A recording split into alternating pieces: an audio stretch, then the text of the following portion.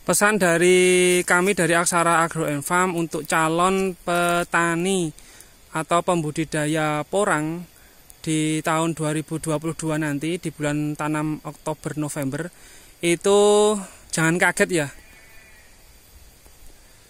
Bismillahirrahmanirrahim. Assalamualaikum warahmatullahi wabarakatuh.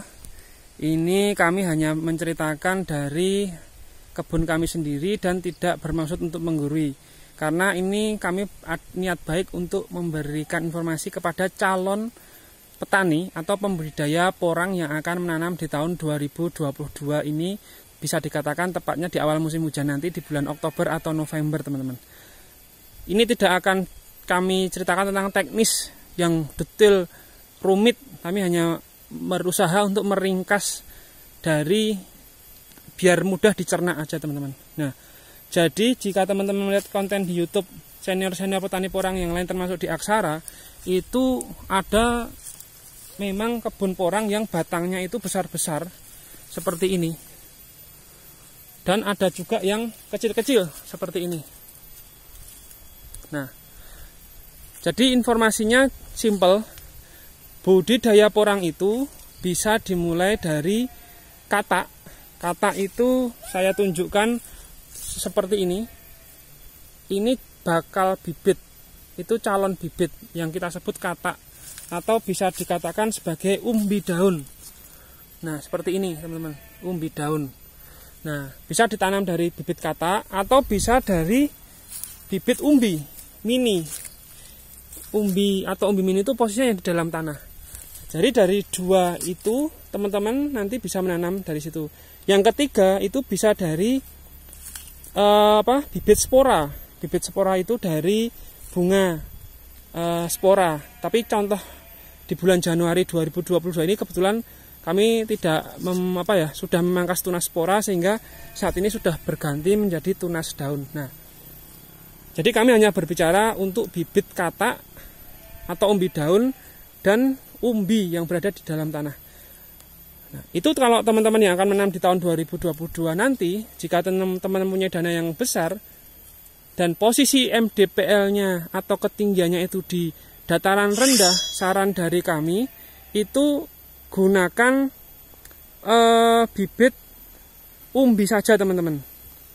Karena dengan bibit umbi di dataran rendah relatif lebih panas dibandingkan di kebun Aksara di MDPL 520 atau di MDPL 300 up, itu ketahanan tanaman porangnya itu akan lebih bagus karena batangnya nanti sudah besar seperti ini. Ini kami dari bibit umbi setengah kilo.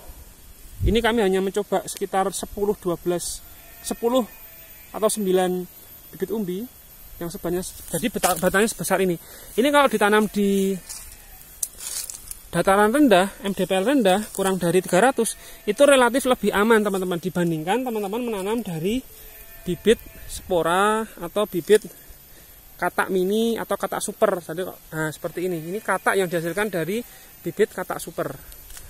Nah, tapi kalau teman-teman itu menanamnya di lokasi MDPL 300 up, teman-teman punya banyak opsi. Bisa dari bibit umbi mini. Umbi mini itu sekilo isi 10-20, atau bisa dari bibit katak yang sekilo bahkan isi 700, teman-teman. Itu bisa, teman-teman.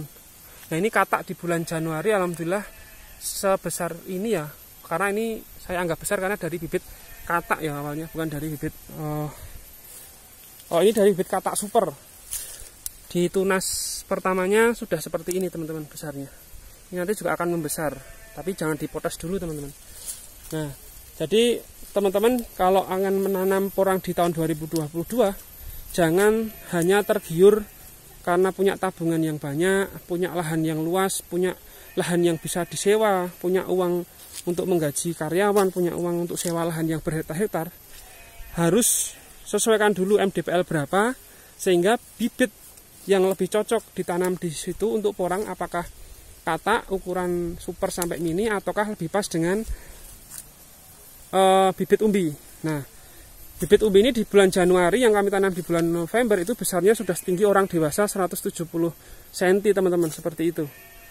Semoga informasi ini bermanfaat ya, teman-teman, karena kalau nanti tidak kami sampaikan, khawatirnya teman-teman akan membabi buta, langsung hanya mengandalkan dana modal uang, langsung sikat tanam yang luas yang banyak, nah itu nanti justru akan kecewa di kemudian hari karena tidak dibekali dengan ilmu atau lahan. Jadi kembali lagi sesuaikan dulu geografis lokasi yang akan ditanam, lalu sesuaikan dengan untuk penyesuaian jenis bibitnya. Seperti itu teman-teman, semoga bermanfaat. Mohon maaf jika ada kesalahan apa yang informasi kami sampaikan. Sekali lagi kami juga masih terus belajar. Mohon izin teman-teman senior dalam menyampaikan informasi ini. Semoga petani, khususnya petani pora Indonesia semakin jaya. Terima kasih. Wassalamualaikum warahmatullahi wabarakatuh.